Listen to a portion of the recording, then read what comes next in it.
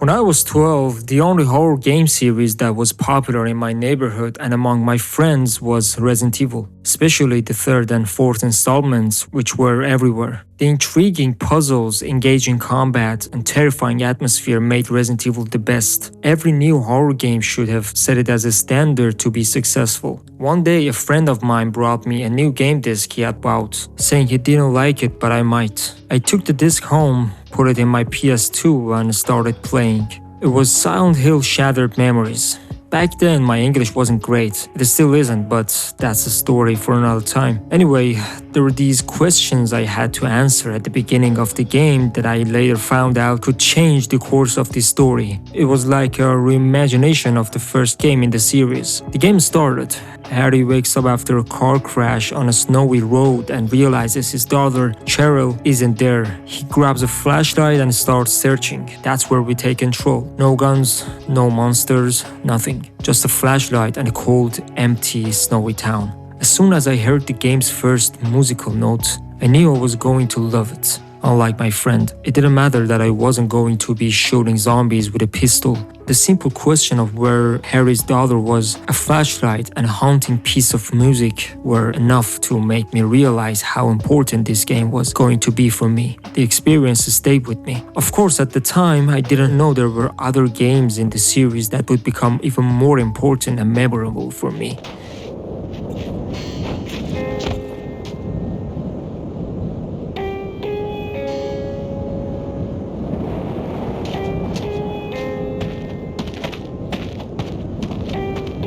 That day was a gift to me because it introduced me to music on a deeper level. It felt like I was experiencing a whole new dimension of life. While I listened to various music styles and had a deep appreciation for it, I never thought about becoming a musician myself. Silent Hill changed that. It wasn't about showing off or imitating others. The game's soundtrack was helping me see everything differently. My perspective expanded and I started pursuing music. The first few years were tough due to limited resources, but eventually I managed to create music I loved. I was able to express my emotions through it. All the tracks you will hear in this video are my remixes of Silent Hill's soundtrack or original compositions inspired by the game's atmosphere. So a huge thank you to Akira Yamaoka. His soundtracks not only enhanced the Silent Hill experience but also inspired me to pursue my own musical journey.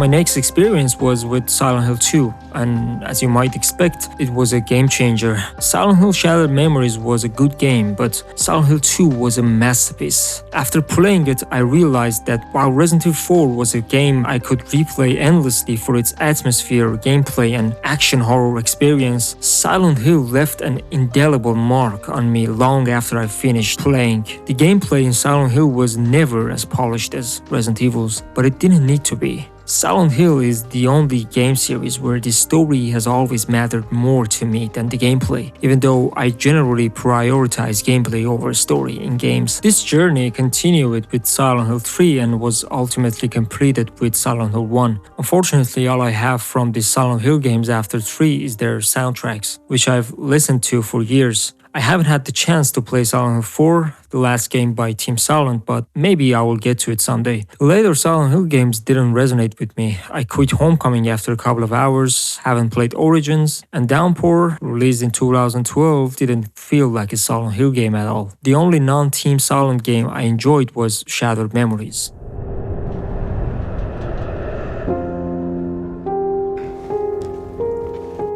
Years passed, and then in 2022, the Silent Hill 2 remake was announced. I couldn't have been more excited. The idea of revisiting my favorite horror game was thrilling. However, when it was revealed that Bloober Team would be developing the remake, my doubts started to grow, as did many others. Even though it was a remake and not a new game, I was worried that any changes, no matter how small, could potentially harm the game. With each new trailer, doubts grew. The atmosphere and the vibe of Silent Hill were there, but the game seemed to be focusing too much on combat. The animations and even the puzzles, while some were shown in the trailers, left me worried that Konami might be prioritizing combat to compete with Resident Evil, potentially sacrificing many of Silent Hill 2's core elements. Now, in 2024, after playing the game, I can say that many of my concerns were unfounded. Of course, there is a lot to discuss about this game, but in this video, I will try to provide a concise overview of my thoughts.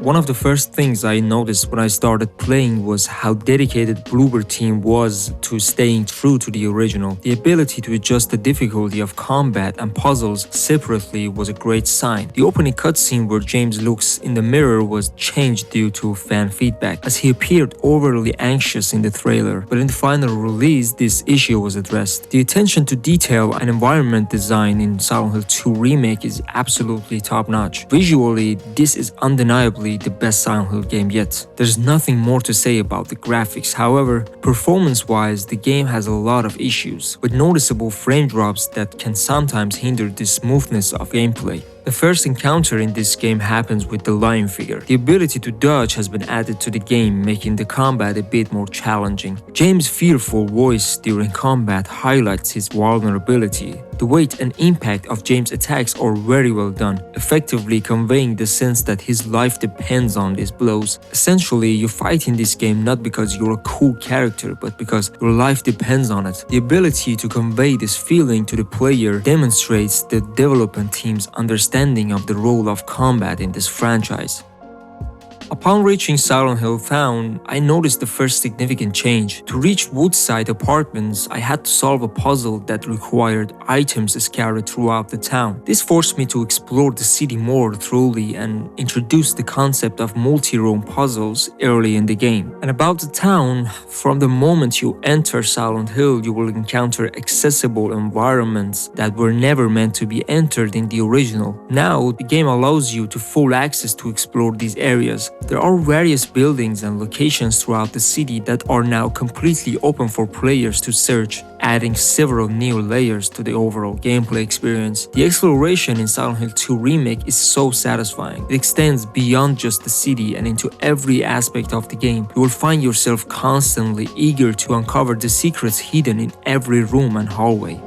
Upon reaching the Woodside Apartments and solving various puzzles, I finally obtained the game's first firearm, a pistol. However, at this point, several of the game's shortcomings became more apparent. First, the camera system is quite problematic in tight spaces. When engaging in combat with mannequins or lion figures in the apartment's hallways, the camera often obstructs the view, leading to difficulties and even potential death. Second, the abundance of ammunition and health items diminishes the sense of fear and scarcity. While the game maintains its survival horror elements thanks to the numerous puzzles and backtracking, it would have been more frightening if the enemies were more threatening. As for the weapons, I must say I'm quite satisfied. They feel good to use when firing. The enemy AI is also improved. Unlike the original, you won't encounter clumsy enemies that you can easily defeat. The monster can now dodge, retreat, become aggressive, or even parry your attacks, like the nurses. So you either have to avoid combat and sneak past enemies or fight them carefully using the dodge mechanic. The gunshots have a good weight and feedback, and more importantly, enemies react realistically to gunfire. You can shoot enemies in the legs to knock them down and then finish them off with a melee weapon. However, as I said, the camera can make combat quite difficult in most scenarios. It's too close to James, which causes problems. Honestly, I don't understand why so many modern games don't have a FOV option. It can make or break a gaming experience. I would be remiss if I didn't mention the game's exceptional sound design. The game's sound design is a masterpiece. I dare say I've never heard ambient sounds like this in any other game. It's truly extraordinary. The rhythmic breathing sounds, the radio static, the monsters' noises, and even the silence, which can be scarier than any sound, are a fantastic complement to the atmosphere, completely immersing you and getting under your skin. Akira Yamaoka once again proves how skilled he is at making a horror game even scarier. I must say, this soundtrack is still a masterpiece, just like the original.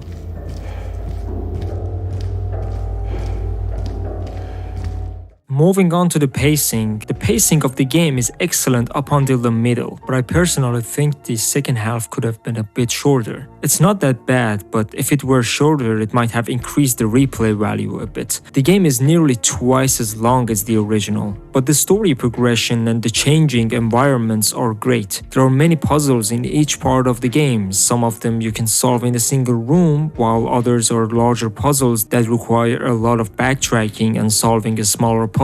In the meantime, you encounter many enemies that can be dangerous if you don't have enough ammo. Although I doubt this will happen as there is a lot of ammunition available. As I said, the combat is clunky at times and good at others, but it never reaches an excellent level. Bloober didn't make the most out of the third-person over-the-shoulder camera. It's true there are some details in combat that are fun, as I said, shooting enemies in the legs and using a melee weapon to finish them off, but these details don't apply to boss fights. The boss fights in Silent Hill 2 Remake are perhaps only slightly scarier. Bloober could have designed the boss fights to be more exciting in terms of mechanics. Overall, although we see a lot of improvements in the combat section, there was still room for improvement. But let's put all that aside, the original Silent Hill 2 didn't have particularly great gameplay either. It was its story, atmosphere, and narrative that made it iconic. We've already discussed how this remake has done a fantastic job with the atmosphere, but can the same be said for its story and characters? I am here for you, James. I think all the characters in this game except for Maria have become better and more believable. Eddie, Lara, Angela, and even James himself. The use of Unreal Engine 5 has made this the most realistic Silent Hill to date. The character animations, voice acting, and performances are all excellent. Regarding Maria, I must say that the Maria character in the original version was more like the creator's attempt to present a seductive character, different from Mary. Her way of dressing, her way of talking, the original Maria did her job really well. You could feel the tragedy of Maria's character in the original version, but in the remake, the intensity of her emotions has decreased a bit, and she's more like Mary, which is not good. Some of the cutscenes related to Maria in the remake don't have the impact they should, especially the cutscene in the labyrinth section, the prison, which is delivered much weaker. Maria in the original was captivating, mysterious, and seductive, while in the remake she is a bit bland. But generally speaking, given her part in the whole, I was content with her performance.